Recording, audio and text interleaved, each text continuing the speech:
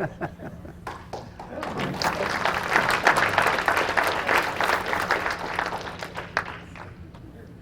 can tell a dirty story about you, Dad. I'll block my ears. He was ordained in '67 as a bishop. And I think this is true, if I remember right. Is that right here? Yeah. And the bishop, the United States Bishops, the Conference of Bishops meets twice a year, but once a year in Washington. And that meeting, following his ordination, consecration, we used to call it, Yeah, in right. November in Washington. And all the bishops stayed at, the Ritz-Carlton, the Mayflower, whatever those. We stayed at the YMCA. And they got written up in the National Catholic Reporter and made national news and made all the bishops look like they were living princes of the church. They are. Anyway, it made it instantly famous. That's not too bad. Yeah, no. Anyway, Tom is 80 years old, would you believe? Oh.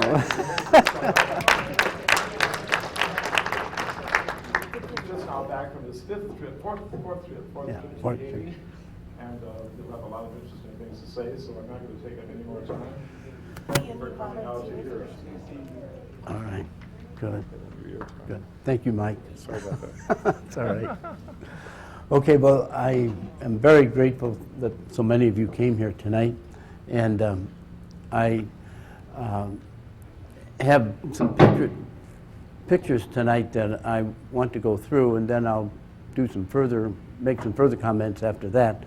But I thought that the pictures would give you, better than I can describe, what the situation is in Haiti right now. Can you see okay? Oh, okay.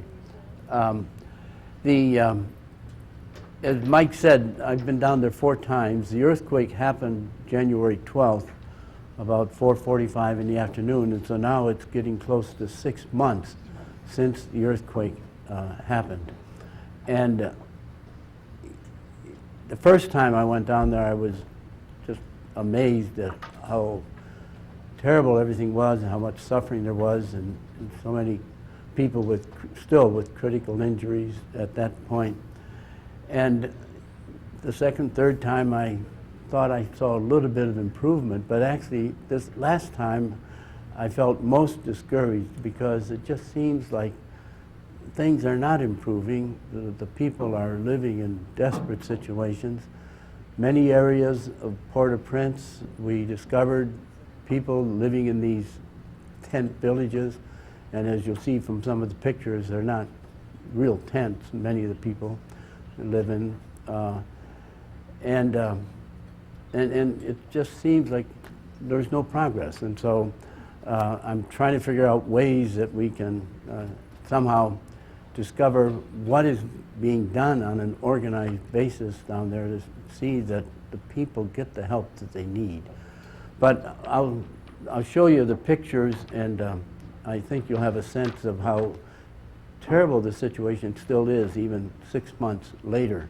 So, Tim, if you start moving. Now, this is the presidential palace, which was hit very hard by the earthquake. And of course, when we say a palace, it's more like our White House, executive office building, the place where the president lived. And you can see it's practically down. Keep going.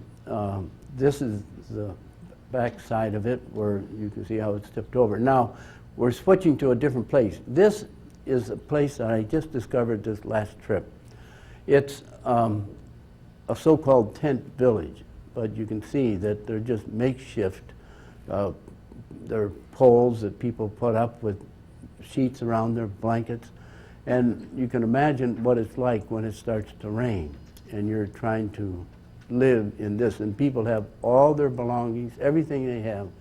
And 4 or 5 people sometimes, little kids and the parents, are crowded into these small tents. This particular place is probably 400 or 500 people, but they're all people with disabilities. And they were living scattered throughout Port-au-Prince, but when they were scattered like that, they were not able to get some of the, or provide for themselves very well. So they came together and they set themselves up in this place. If you've heard of about Port-au-Prince before, that's the capital city. Part of it is a place called Cité Soleil, City of the Sun. That's the largest slum area in Port-au-Prince. It's right on the shore. There's maybe 400,000 people living in that slum. And it's unbelievable how poor and it is and how difficult it is for the people. Now this is just on the edge of Cité Soleil. And these are the people living in the tents. We'll go ahead, Tim, and show a couple more. This is the water they use. I wondered where it came from. See, they're bathing in it. They're washing clothes in it. And I asked the young man that brought us to this place, there's no creek nearby or no river, and I wondered how that water happened to be there. But he said that particular site, it was the location of a sweatshop before, well, sometime before the earthquake. The sweatshop had already been demolished and was no longer functioning, but they had dug a well there, and so this is the water still coming up from that well, and that's what the people use. It's the only access to water that they have there. Of course, you know, they have no electricity, no running water, no bathrooms, anything of the sort. So keep going, Tim. See, you can see these tents, what it's like. They're very small, and yet there'd be half a dozen people trying to, at night, sleep in them. And of course, when I was there this week, just a week ago, the humidity index, I guess that's what you called it, was 115. So really hot and stifling. And keep going. This is, well, some of the food that they've collected and that they're going to cook for the people for their meal. Now this is just part of the city of Port-au-Prince, and you can see how there's still buildings standing that were terribly damaged by the earthquake. Keep going, Tim. And it's still very dangerous. Some of these buildings they're hanging over the pavement and could come down on the people at any time. Now, this is a picture from, I hadn't seen these before, so they're not in good order. I just had this little flash thing was sent to me this week from Philadelphia, where the person who took the pictures put it together. This is the clinic that I'm connected with down there. We work, we have a huge tent, and just outside the tent is where the people first sign up, and, you know, they get, the nurse takes their temperature and blood pressure and things like that before they see the doctor. So keep going. Okay, now that was a couple of pictures from the clinic. This is just part of the devastation, you know, and these buildings are still standing like this throughout the whole city. You'll find them almost anywhere in the city. Yeah, see, and people are walking down the street like that thing could come down if there was the slightest tremor, and, you know, from just a tremor of an earthquake, you can see that thing would come down. This is what's left of the cathedral in Port-au-Prince. The facade is the only thing there. Behind that was where the cathedral was, and that was flattened. And as you may know, the Archbishop was killed at the time of the earthquake. The diocesan offices are right next to the cathedral, and he was there. A priest friend of mine, who was the president of the Catholic University in Haiti, was on his way to meet the Archbishop for a meeting that afternoon, and he told me that as he was coming into Port-au-Prince, he had an appointment to meet with the Archbishop at 4:30, and he was running late. So he said, I called him up my car, and it was about 4:35, 4:40. He said, I'll be there within 10 minutes. So the Archbishop said, fine, we're just waiting for you. And then as he pulled into the parking lot by the diocesan offices, the building has a second story. It was 2 stories, but there's a balcony. And the Archbishop, the balcony overlooks the parking lot. And the Archbishop had come out on the balcony, and as Father Andre drove up, he got out of his car, the Archbishop waved at him and said, "Come on up, we're right here." And so Father Andre started walking toward the steps, started up, and someone stopped him to talk to him. And so he paused for a few minutes, and that's when the earthquake hit. And the building came down, the Archbishop was thrown out, and part of the building came down on top of him. And Father Andre, if he had been on time or if he had gone up the stairs 2 minutes sooner, he probably would have been killed too. So it just, and he told me how he, he really has a much deeper appreciation for the gift of life, that we all take for granted, that we're living every day. And we just take it for granted. But now when something like that happens, he realizes that my whole life, every minute I live, is a gift from God. And that's an important thing for all of us to think about. I think about it a lot myself, that how often we remember that we're sustained in existence only by God's love.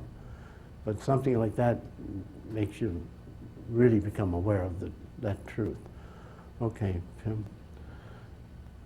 So this is just trying to show you, this is back at that encampment where the disabled people are. And there was an elderly lady living in this tent. She was in her, I have to be careful, I'm 80 now. And she's like 82 or 83. But anyway, but I don't have to live in a tent like that and take care of it. But she had a rosary hanging from the wall inside her tent. So we got a picture of that. Keep going. And this is back at the clinic now. That's, I'm in the picture, as you can see. But Dr. Joey, he's a Haitian doctor who is the doctor that staffs our clinic. And the other person there is Johanna Berrigan. She's from Philadelphia, lives in the Catholic worker community there. And it's that House of Grace, it's called, Catholic Worker, that is really the sponsor of this clinic in Haiti, and I'm connected with them. So that's how I get down there. There's another example of a building that should be taken down. This is, now, this is another tent village, and I'll tell you about this one. This is, run a couple more pictures, just because no, go back. We'll see more of this, I'm sure, but the house where I stay down there, there's like a house of hospitality. It's called Matthew 25. And out of the gospel, when I was hungry, he gave me to eat, and so on, that passage.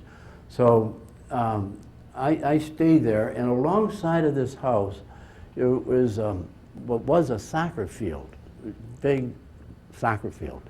And the day of the earthquake, as people came out of their homes, everyone was running out into the streets as fast as they could, many of them badly injured. Well, they began in that neighborhood to come to Matthew 25 and to come onto the soccer field because it was open space and nothing would come toppling down on them. So it was kind of a safe place and they just needed to get someplace where they felt they weren't going to get buried under rubble.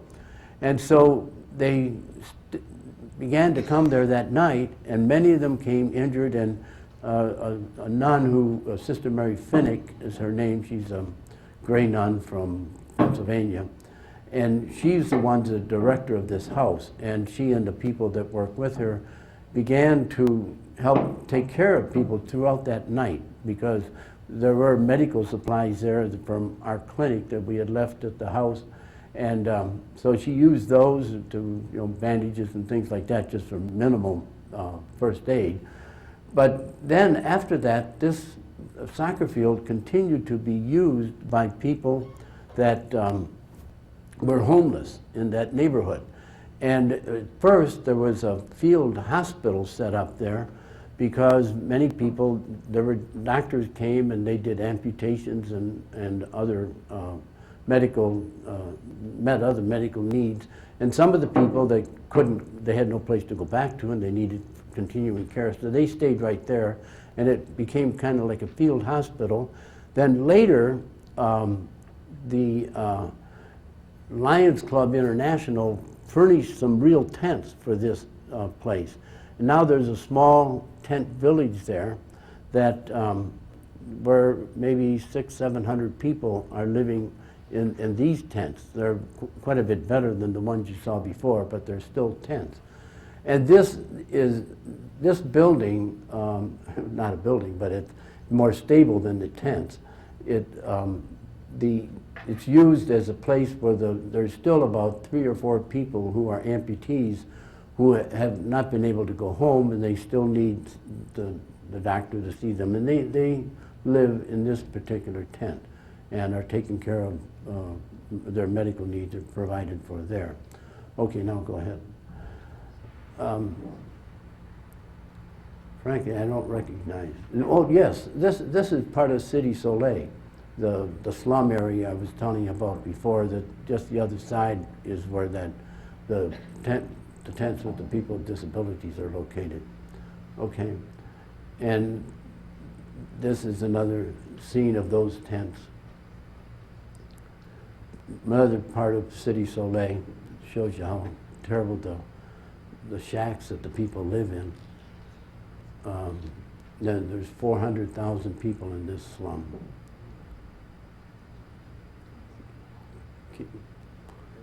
Okay, this is just a neighborhood street in Port-au-Prince. This is where people are selling things on outside in the streets, but you see the damaged buildings that could come down. This is in the downtown area of Port-au-Prince, and that's the way it's been ever since the earthquake.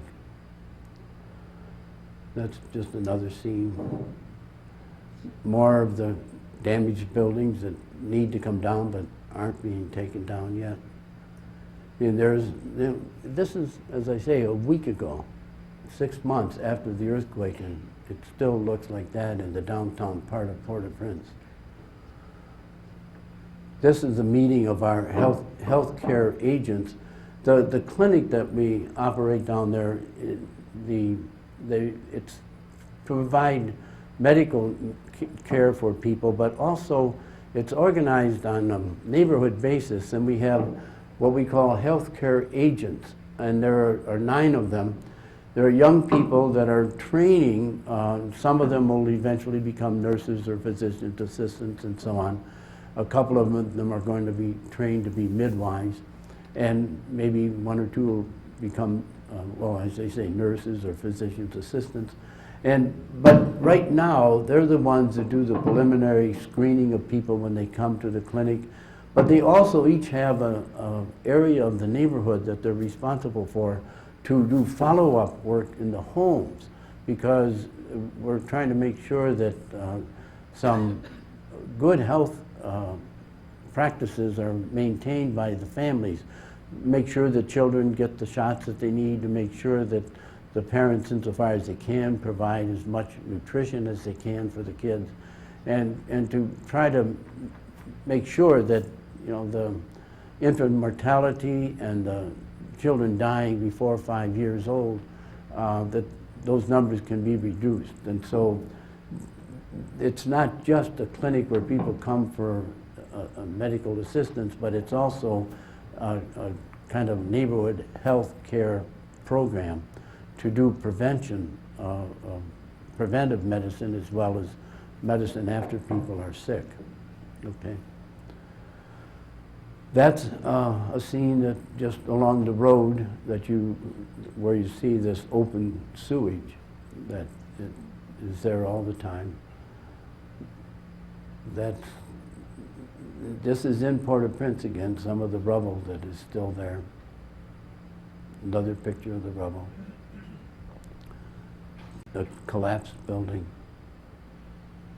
And another one. Keep going. Okay, this, I'll have to get these into order, but this brings you back to that encampment at Matthew 25. See, this was where the field hospital was. And now what they've done is they have set it up for a small school. So all the kids living in this small encampment are being provided with schooling right there. And because the other schools, many of them aren't open, there's no place for these kids to go. So now they have 4 classrooms in there, and they're providing schooling for the children that live in that little encampment on the grounds of Matthew 25. Go ahead. This gives you another picture of 2 of the classrooms. Another one. And of course, all the kids like to have their pictures taken. So, okay, this is back in the city. More rubble. That was one of the tents in that encampment that I was telling you about, were right by City Soleil. That one you can tell when the heavy rains came, the material was so flimsy it just ripped it all apart. So it's not even livable anymore, but it was. Okay. This is another encampment. You'll find these all over the city where people are living in tents like this. Some of them are actual tents, but many of them are just those makeshift things. And this is another encampment. This is that one where the people with disabilities, this lady had a rosary and she wanted me to bless it, so I'm blessing her rosary. Okay. More rubble down. Again, this is a downtown area of Port-au-Prince. It was hit the hardest, and it's still not, the rubble is still there. That's along the side of the street where the presidential palace is. That's back to the beginning. That's the beginning. Okay. So, all right. Well, that gives you some sense of the situation in Port-au-Prince as it is right now. And as I was telling someone before, every time I go down there, I try to figure out how what's being organized to try to, clear the rubble, to help people to get back into homes. There are somewhere between 700,000 and 1 million people living on those streets in Port-au-Prince in the kinds of tent shelters that you saw in the pictures. And so far, nothing has been done that I could see to provide real housing for the people. At one point, there was an effort on the part of the government to urge the people who had, years back, had come in from the countryside to live in Port-au-Prince to go back out into their villages, out in the rural areas. And some people began to do that, but then when they got back to the rural areas, they discovered that there was no place for them to work, there was no way for them to get food or anything else that they needed, so they're back in Port-au-Prince now. And so you have, Port-au-Prince altogether has about 2.5 million people in this city. And it was a city, when it was first designed, it was for about 250,000 people. And so, and I'll explain in a few minutes why so many of the people that left the countryside came into the city, but now it's over 2 million, perhaps 2.5 million. But the infrastructure was never provided to really make it work. And so in the city itself, there are many streets that are not paved. There are many areas where there's like open sewage running along the side of the street. There's not electricity for all the people that are living in Port-au-Prince. Most of the people do not have running water in their homes and the shacks that they live in. And so it's very serious situation, and as I was going to say, I cannot find any plan or get in touch with anyone who seems to know what is the overall design for what's going to happen in Port-au-Prince to enable people to begin to live a more humane life. And so that's a big puzzle. But now I won't have any more pictures, but let me tell you a little bit about the people of Haiti. Because in spite of the fact that, is this okay? Well, that static vision is because of the hearing. Oh, It's did not I? meant to be talked into. It's Oh. going to be on your ear, so. Okay. Which is your good ear. I'll put it on for you. Yeah. Your good ear. Yeah.